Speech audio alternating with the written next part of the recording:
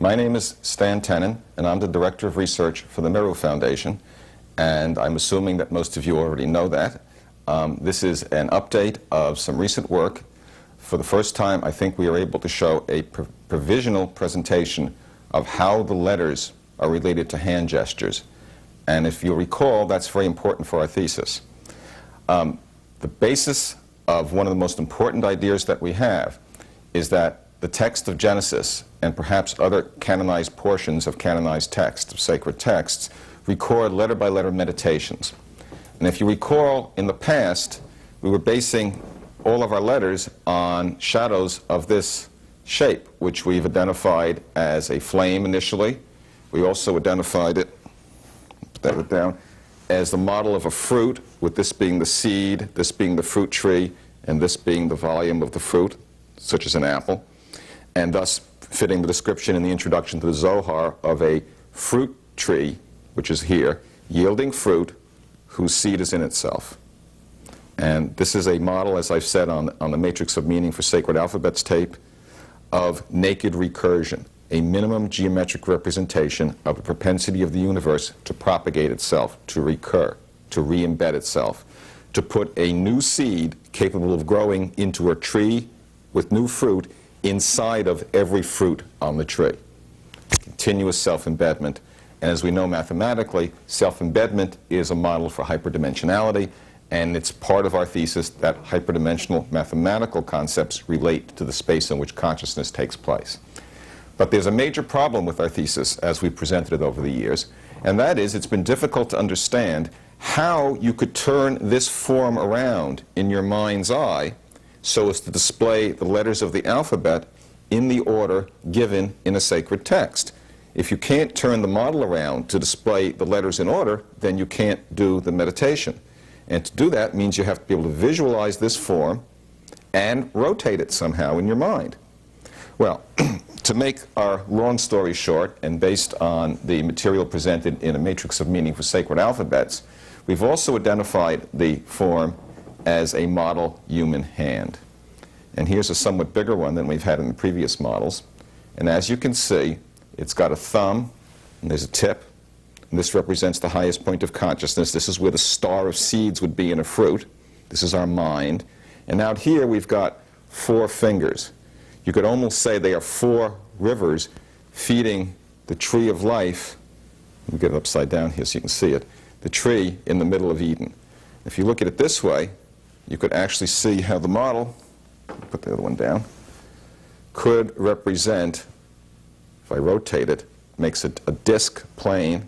Maybe you can see it better this way if I rotate it. You would define a disc around the base here. There'd be a star here and a crescent here.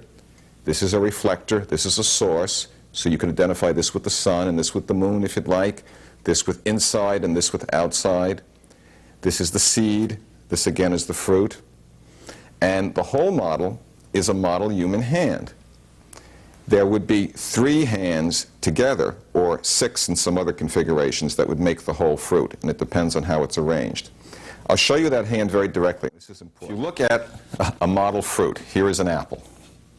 Now, if this were a real fruit, if you went down the stem, you would come into the middle where there'd be a star of seeds in the middle, and the flower end would be here, and there'd be a hole. We could draw a deeper notch down the middle to go into the seeds in the middle. Now, the reason we realized this was a hand is once we had drawn these lines, which represent the edges of a particular kind of knot, which we'll get into later in the tape if we have time, or on a supplementary tape, what you realize is that this can be very much like a kind of bowling ball, where if you could put your thumb down into the middle, you could grasp between each of these edges. And it would look, if I can display it for the camera, just like a hand. Remember, my thumb is going into the middle, and what I'm saying is that each of these regions, from here to here, would be a hand. And of course, there'd be 3 hands as I go around. I'll show it to you from here. There's three hand-shaped sections. And so there'd be 4 fingers in each one, the thumb in the middle. There'd be 12 fingers around the perimeter. And thus you have 12 tribes around the seed center, the star, the tabernacle, if you'd like. In other traditions, there are 12 apostles, there are 12 knights around the round table, there are 12 imams of Shia Islam, there are 12 houses to the zodiac. There are a whole number of 12 around one forms. And in the middle, of course, if we were to open it, this disc, I don't know if you can see that very well, but the disc is the flat earth. This is where,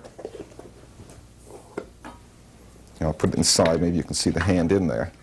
You put the hand inside, this disc becomes the earth, there's the sun, this is the heavens, the dome.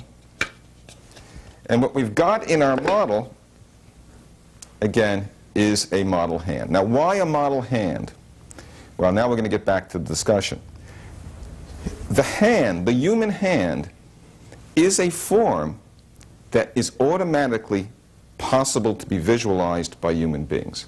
Even a child, even a blind person, can see their own hand. If you close your eyes, you can try it right now with me on the camera. Just close your eyes and point towards something. Move your fingers any way you'd like. Move your hand any way you'd like. You can see where your hand is pointing. There, I'm saying how. Well, I know that my fingers are up and my thumb is pointing this way, well, etc. And when I open my eyes, I see it's correct. We each know our own hands. Now, since the letters are shadows of this model hand, as I tip my hand, I can immediately see the letters. And that's what we've found. Now, why should that be? Well, it makes sense because the hand is the means by which we project our conscious reality, our conscious wills, into the physical universe. We dispense our consciousness into physicality by means of the hand. The human hand is the human embodiment of a general projective principle. The Kabbalistic tradition teaches that the universe is created by the will of God, not the essence of God. We express our will in the physical world with our hands. Metaphorically, God expresses the creation of the universe, dispenses it into physicality as an unfurlment, as a projection of his will. And that's the model being presented. Now, I'll go into more of the details later, but I'd like to go through the letters. We've got to back up one more small step. And I'm not going to do this with the charts that I usually show. I'm going to try to do it all with my hands. If you remember the chart that we showed in the Matrix of Meaning for Sacred Alphabets, it was an Enneagram.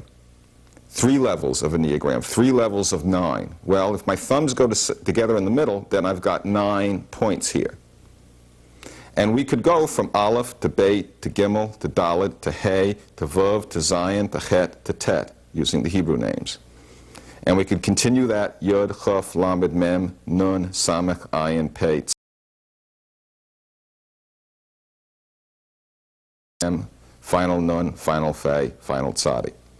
And we get a logical matrix, if you remember that tape, where the Aleph, the Yud, and the Kuf, at 3 levels, the level of Keter, of archetypes, the letter of Chachma, internal wisdom, and the later level of Bina, external understanding, each 3 levels, Aleph, Yud, and Kuf. Aleph, Yud, and Kuf represent the seed, the beginning point. The Beit, the Kof, and the Resh, they represent breaking open. They represent the first distinction. The Gimel, the Lamed, and the Shin, they represent action. The Gimel Dalet represents division, dispersion, dilution. I'll just go through the first rank to make it simple. You can look at the charts with the other tape. The Hey is connection. It's in the middle. It's a frame. The Vav is a pin. The Zayin is a projective marker, indicates projective action, growth. Zerah is a seed. The Chet is to surround, as a perimeter, as a fenced field. The Tet means totality, wholeness. The tithe, the teat, the gratuitous addition after the child is born to bring to full maturity. And again, with the 9 for each of the other 2 levels of the alphabet. And so we've assigned a logical meaning to each letter based on a logical matrix, which is based on the mathematics of the 27 lines that determine the surface of a hypersphere or of a torus. Again, that's on the other tape, and we'll get to it later.